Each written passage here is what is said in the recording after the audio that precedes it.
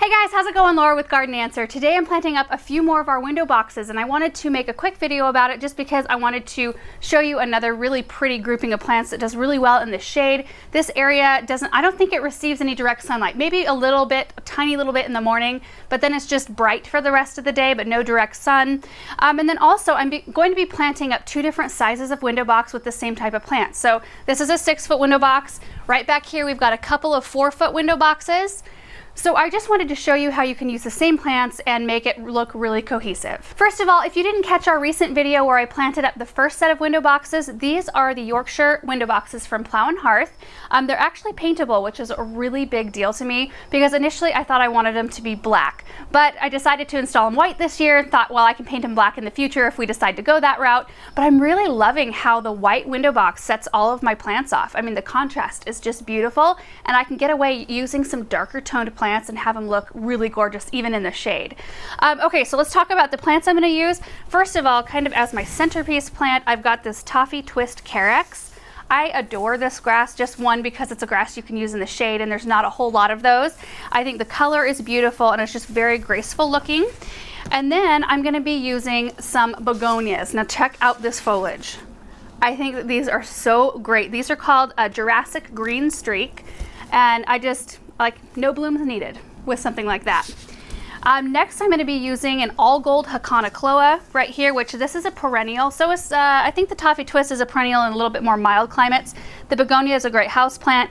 This one is a perennial in my zone 5 area, so I'll be popping these out later and putting them in the landscape because they make the most glorious little mound of grass. They're so soft and I love the bright color. Then we have a double impatient. So this is called Rockapulco Wisteria.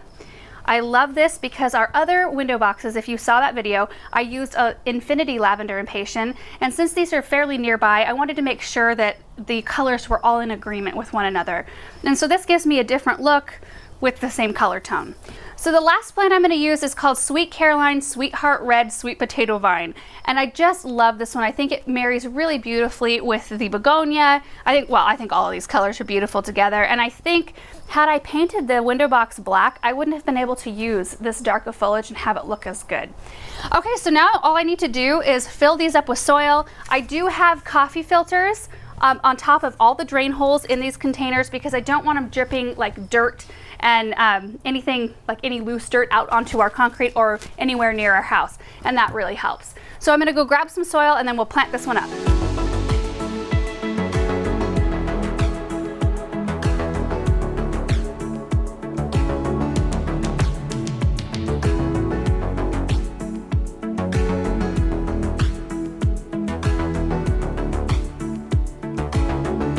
Got the 6-foot window box all planted up, and you guys, I did use a lot of plants. I love to pack my containers out, especially shade containers, because shade annuals don't tend to grow quite as huge or as vigorous as your sun annuals do. So I used a couple of the Toffee Twist Carex in the back, 3 of the begonias, then I flanked each one of the begonias with the Wisteria Impatient, and then 4 of the Sweet Potato Vine, which as you know will kind of fill in and grow down, be a nice spiller. And then I just edged the whole thing with all gold Haconocloa.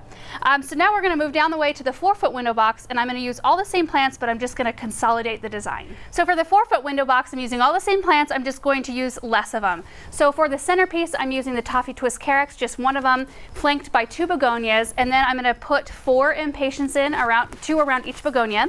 And then around the front side, I am still going to use 4 potato vines just because I love the color, and that's how many I used in the 6-footer, but I think it'll still be really pretty in here.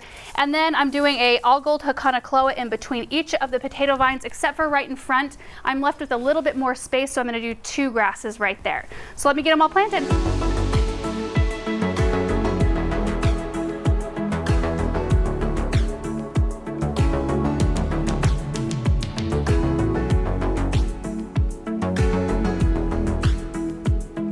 I got them all planted and I think that they just turned out so great. You know, I always set all of my plants in my boxes before I plant them, you know, like in their cans.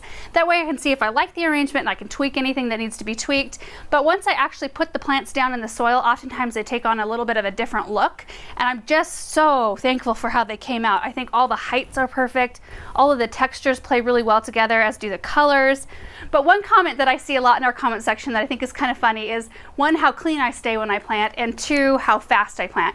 Well, a lot of times we can speed the video up so it looks like I'm super fast and I'm not really that fast. The second part about being clean, let me show you the aftermath of one of these projects.